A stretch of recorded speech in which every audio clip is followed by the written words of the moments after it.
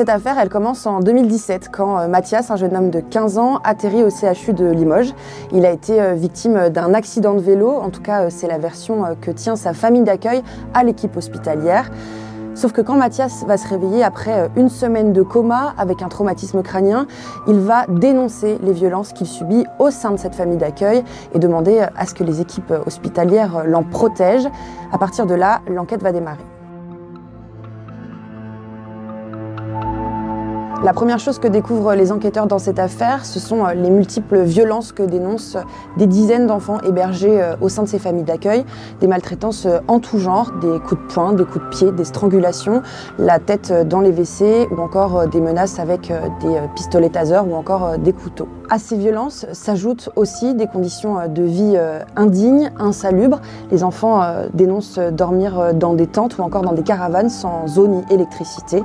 Il faut aussi ajouter à ces chefs d'accusation de la soumission chimique, puisque plusieurs de ces enfants sont également contraints de prendre des surdosages de médicaments que leur imposent les familles d'accueil pour les canaliser.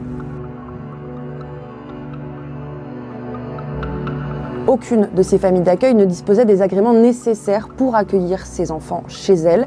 D'ailleurs, ces agréments, ils s'obtiennent en respectant diverses conditions. Par exemple, proposer des logements dignes, salubres à ces enfants ou encore ne pas avoir de casier judiciaire. Or, dans cette affaire, les enquêteurs vont découvrir que plusieurs membres de ces familles d'accueil disposaient, eux, en réalité, de casiers judiciaires pour des faits d'agression sexuelle ou de viol sur mineurs. C'est donc en totale illégalité que ces familles d'accueil vont réussir à encaisser l'équivalent de 650 000 €, des indemnités versées par l'aide sociale à l'enfance que ces familles d'accueil ne vont jamais déclarer aux impôts.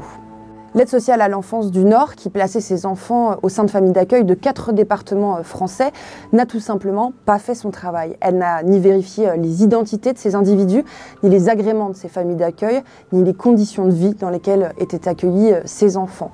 Et pourtant, il existait déjà des signalements concernant les violences dénoncées plus tard par ces enfants. 4 au total ont été retrouvés dans les archives des services du département. En octobre prochain, ces familles d'accueil, 19 prévenus au total, vont être jugés au tribunal de Châteauroux. En revanche, aucun membre de l'aide sociale à l'enfance du Nord n'est appelé à la barre, ce que déplorent d'ailleurs les avocats de la défense comme des parties civiles. En tout cas, cette affaire, si elle est hors norme, elle est aussi révélatrice de l'ensemble des défaillances de l'aide sociale à l'enfance en France.